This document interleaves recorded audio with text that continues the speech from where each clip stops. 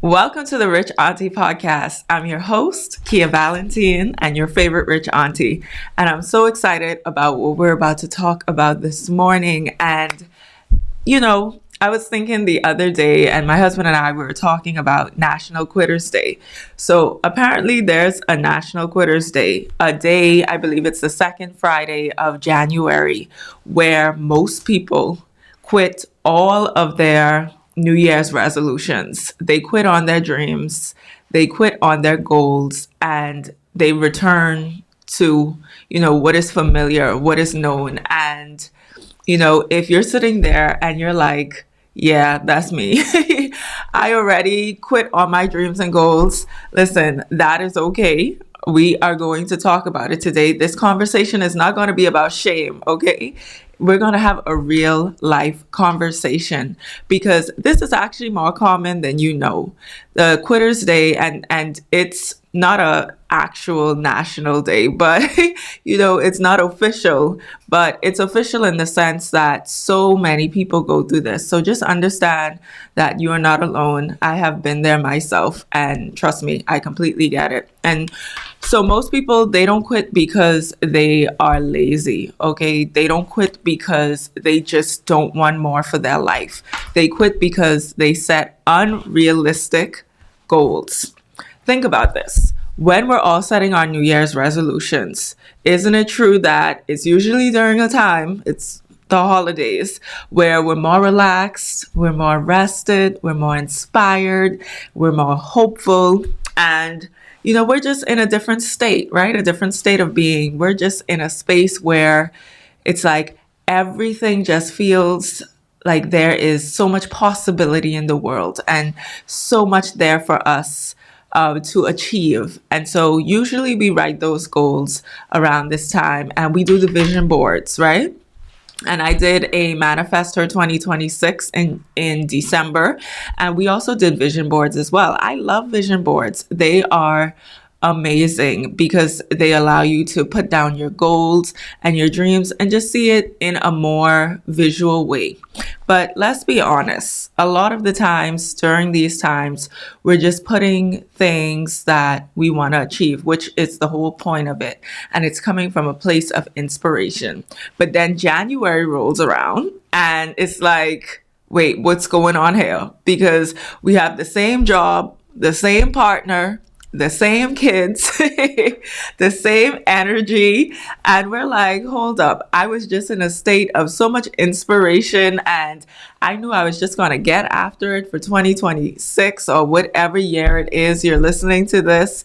And you're just like, wait, what happened to all of these amazing goals that I had? And when you find that your goals don't survive your real life, it's basically because they did not fit in your life. And we're going to talk a lot about this today, but usually your plan just wasn't an honest plan for where you currently are.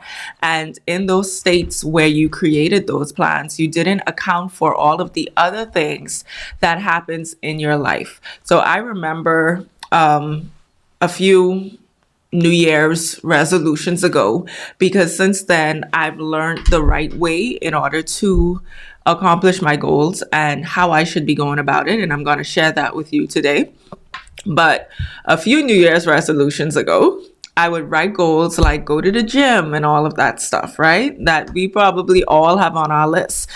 Save more, all of these amazing goals, but I wouldn't accomplish them, or I'd miss a few days and I would just give up on them. And it wasn't because I didn't care.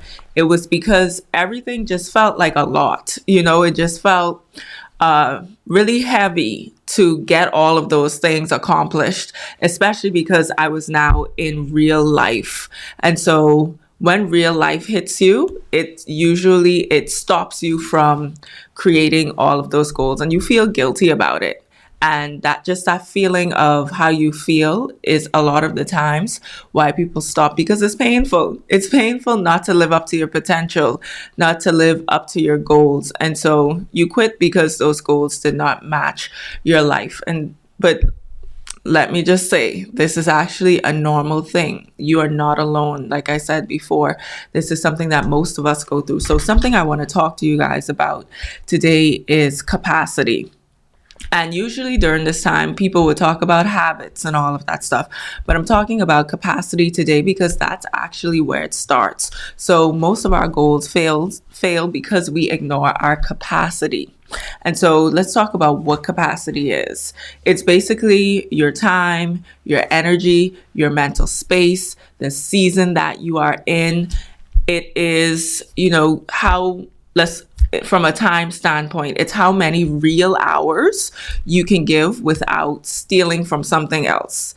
With energy, it's what you can do without running yourself into the ground. And mental space is how much focus and emotional bandwidth you actually have to create that thing. So capacity is what your life can realistically hold without you burning out or becoming resentful or dropping all of your dreams and goals and the things that you need to do. So it's not about what you want to do, it's about what you can actually sustain. And once I realized that it wasn't that I couldn't accomplish those things. I couldn't go to the gym consistently. I couldn't save more.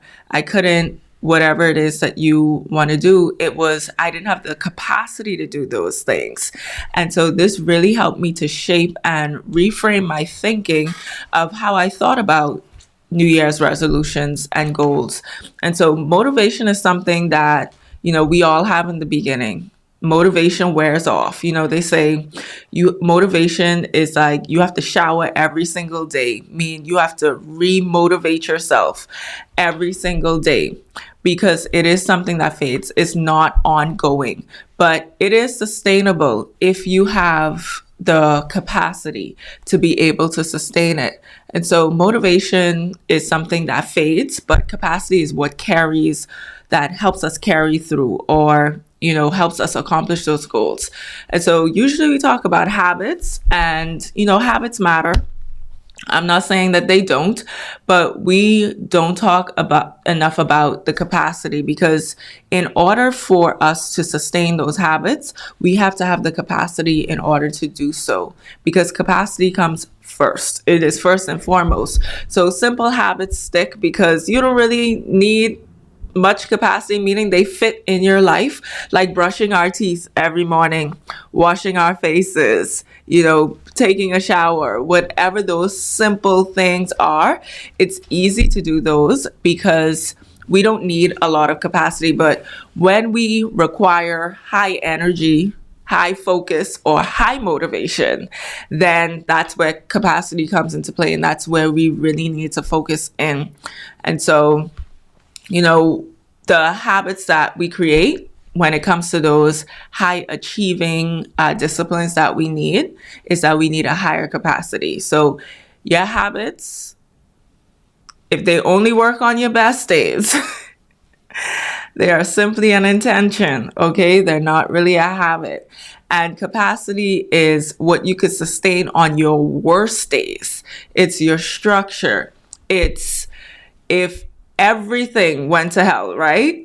In that day, what is it that you have the capacity to be able to do? When you come from that standpoint, creating the actual habits become better. All right. So if a goal doesn't respect your life, then at the end of the day, if you don't have the capacity for it, then it's just going to fade away. So let's talk about how we could increase capacity because this is something that's so important, especially for those of you who wear multiple hats. For example, I'm a mom. I homeschool my kids. I run multiple businesses. I have a podcast. I have a lot going on in my life. And often I get the question, Kia, how are you able to do all of these things? And I will say that I had to increase my capacity because there are things that I had to subtract, number one. And that's the first thing with creating capacity. And for you, it may be subtracting some of the time that you spend on social media. Oh my goodness. I don't know if you guys feel it today, but it feels like social media is just consuming so much time. It's like even now I find myself and my goal this year is to get off social media a lot more. And even so, I still find it pulling me back. And I find myself looking at my phone and I'm like, hold on. I'm not even supposed to be on this app right now. Like, how did I even get here? And so I don't know if you guys feel that way, but it feels like it's consuming so much of our time. It's controlling so much of our day. It's those dopamine hits. You know, I love funny stuff, so I love to laugh. So if I get on there and it's something funny, I am cackling and it's a wrap for me, okay? Because I probably went like 5 other reels or whatever in. I know you guys feel me on this, and I know you go through the same thing. And I'm like, how? And so for some of us, we need to subtract some of the social media time because it is eating up so much of our productive time. It is ridiculous. And it really, really is. And if you check your screen time on your phone in your app, I know on Apple, I'm not sure with the other phones what that is, but probably screen time as well. You know, go in there and see how much screen time do you use for social media and do your best to track that and eliminate it. So subtracting things is a way to increase your capacity. So doing less to make room for what matters more. So I want you to ask yourself, what am I carrying that I don't need to be carrying right now? Like if you're doing something that you shouldn't be doing, like social media, what can I pause right now? Some things in some seasons are meant to be put on the back burner. They're meant to be paused so that you could get to what truly matters. And then you can revisit those things later. So some things you need to completely eliminate. Some things you need to pause. And so you can't stack goals on top of overload. If your life systems are already overloaded, there's absolutely no way that you can now add extra things to that thing. You're going to break your entire system. You're going to break yourself mentally, emotionally, physically. So the best thing to do is subtract first before you add. So you could create space. You need to create space before you add anything else to your plate. Another thing to increase your capacity, so that was subtracting, is lower the entry point. I love this one, and this is something that I use constantly because when you're creating big dreams and you're creating big goals, it's sometimes you look at the big picture and it's a lot. I don't know about you guys, but I get overwhelmed. I'm like, oh my goodness. When I look at the bigger picture, I'm like, all of these things I have to do, and my brain automatically shuts down because it's just like, I cannot look at all of this at the same time. So for me, it helps to break things into very small, bite-sized things, or lower the barrier or lower the entry point, right? The barrier of entry. So your goals, they don't have to require big starts. I know for some of us, we like to do things big. Even though I get overwhelmed, I like to do things big, but that causes procrastination. You know, it's perfectionism, and then you get overwhelmed and you end up doing nothing at all. So the best thing to do is create a lower point of entry, or just something smaller that you could do to just get you started. A smaller start than maybe you even want to. And don't get upset about it or don't get frustrated. Just accept the small start and begin there, and then begin to build on that foundation. That has helped me so many times. Consistency will always beat intensity, because you could want everything to be world class, and I promise you it can be. But if you're someone that gets overwhelmed, or I should say, if you're someone that gets overwhelmed, you're going to keep delaying the starting point. Okay, so consistency first, and then you could intensify as you go. So smaller actions reduce resistance. This has been true time and time again for me. I know people say go big or go home. Well, I say go small and then go big. And, you know, it may feel heavy for you to start at a bigger entry point. So just start with a smaller point. And you're not lowering your standards. You are increasing your follow through. And at the end of the day, follow through is all that matters, is that you are actually doing the thing. And you could always build on it after. Okay, so number 3, of what I feel increases capacity. So we talked about lowering the entry point. We also talked about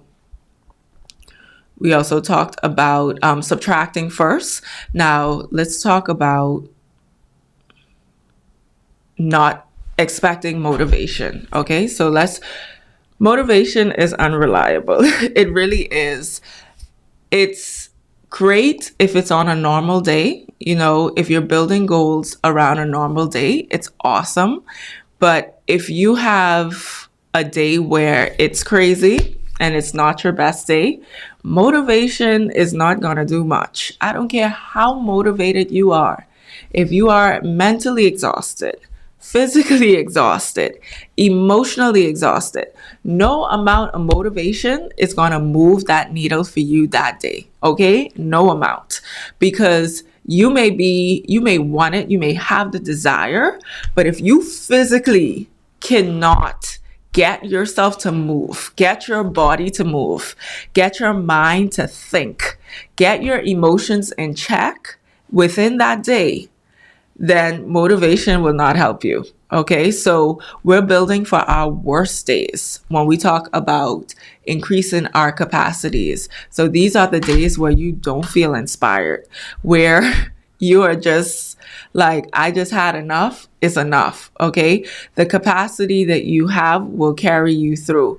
So we need your real regular and worst days to be taken into account when you are thinking about increasing your capacity. So what does that look like for you on your worst day?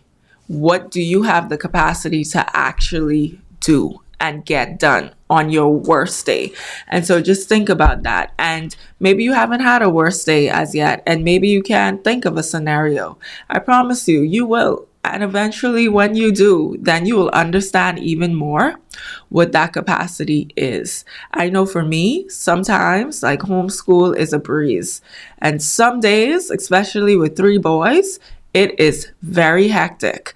And it's so mentally overwhelming for me with 3 kids in 3 different grades, learning 3 different subjects at the same time.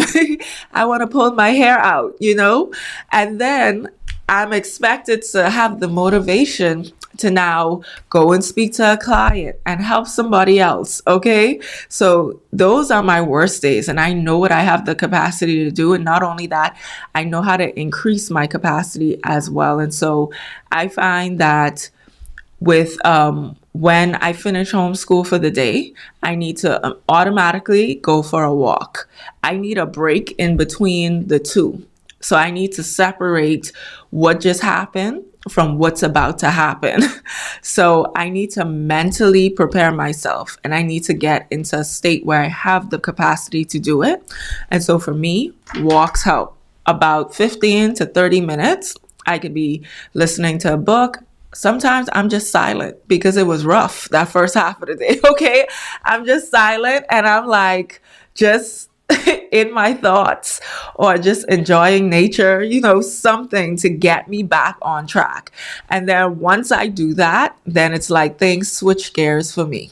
If I try to go in from helping my boys with homeschool to now speaking to a client, oh my goodness, that is not it. Okay. And that's why I schedule all my meetings for a certain time. You have to understand, know thyself. You have to understand what times of the day you have the capacity to do what.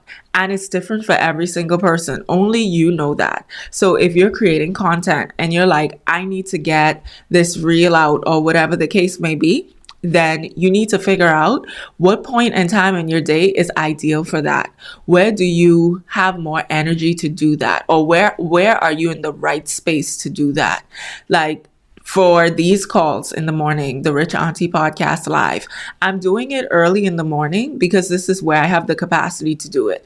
If I try to do this midday, epic fail. If I try to do this in the evening, epic fail. Why? Because in the morning, my home is super quiet. There are no distractions. Once my day starts, it's consumed with children, in the mornings.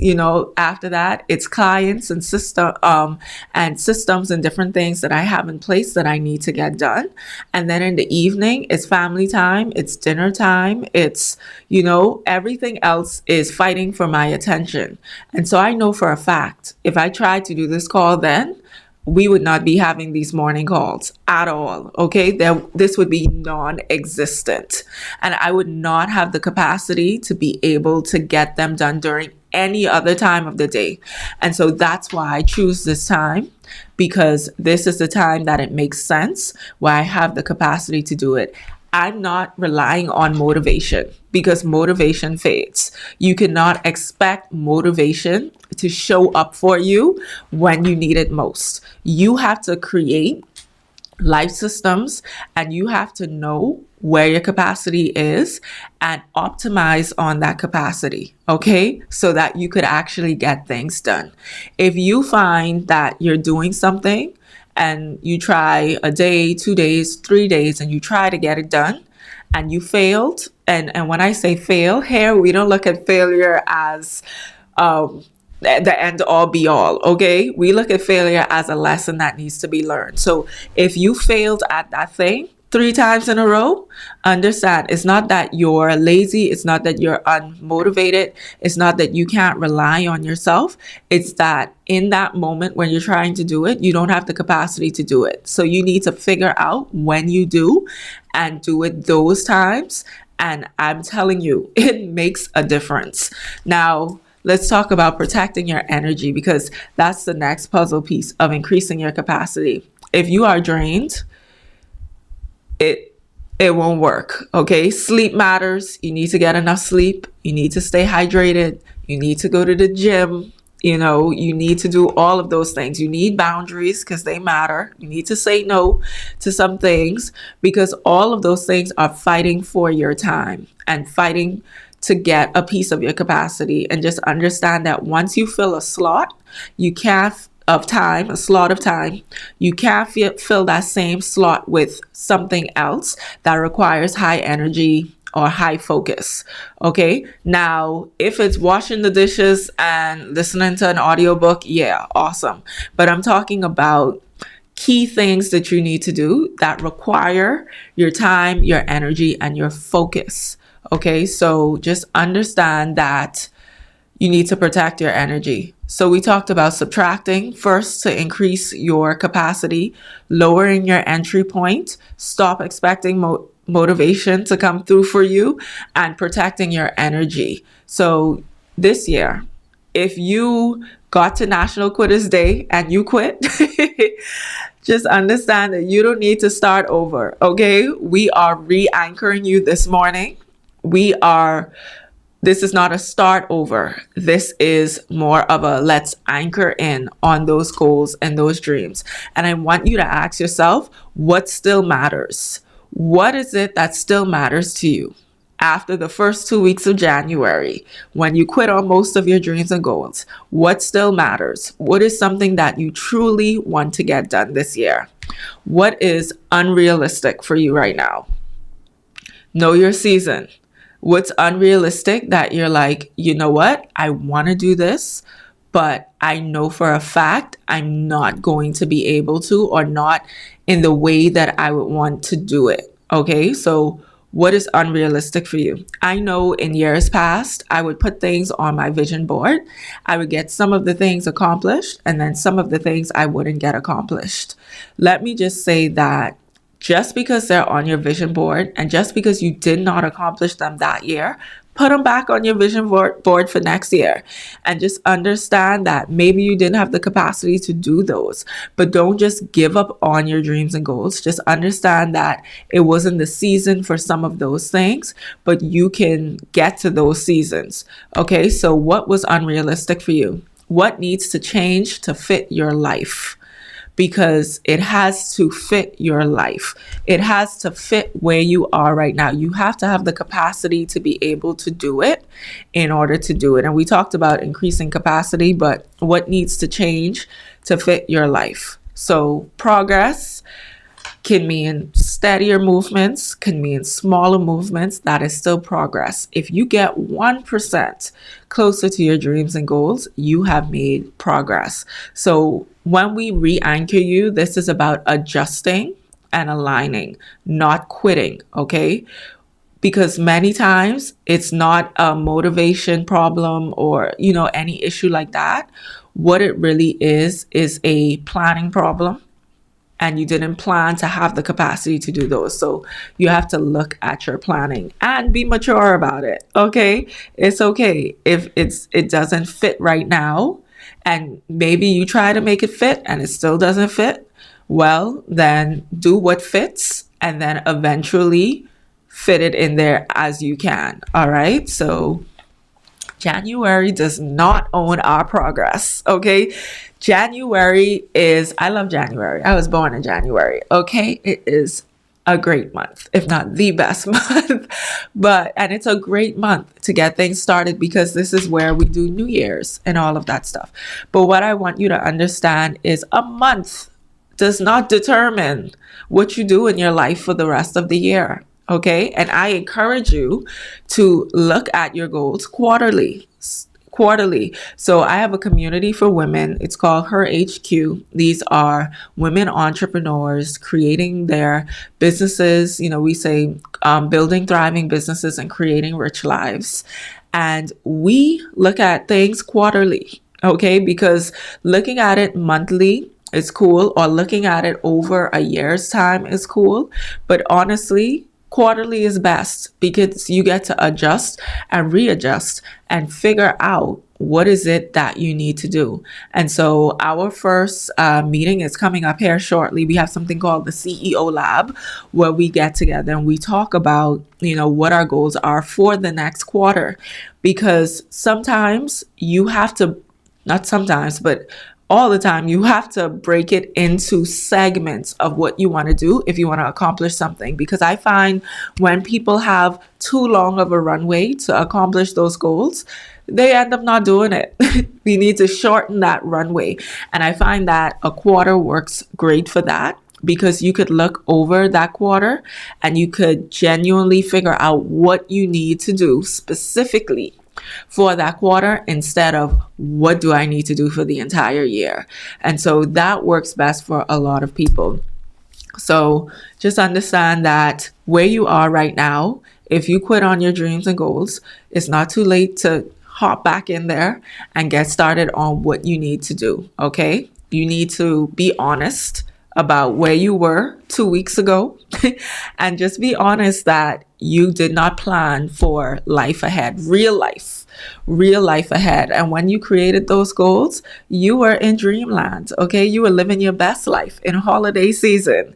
And now you need to reevaluate and readjust, not quit on those dreams, reevaluate, readjust, and realign. Okay. And remember, consistency beats intensity. And so if you need to lower the barrier of what you're doing, if you need to subtract some things, the whole point of it is to consistently do that thing, because your capacity is what you can do on your worst days. What can you be consistent at on your worst days? Just like how you brush your teeth every single day, right? But obviously, you need higher energy and higher focus to do the kinds of things that you need to do in order to move the needle forward. And so just understand that for this month and for this episode, you're going to just evaluate yourself. This is not about shame. Okay. Many of us been there. This is about truly evaluating where you are right now and then saying, okay, let's get back on it.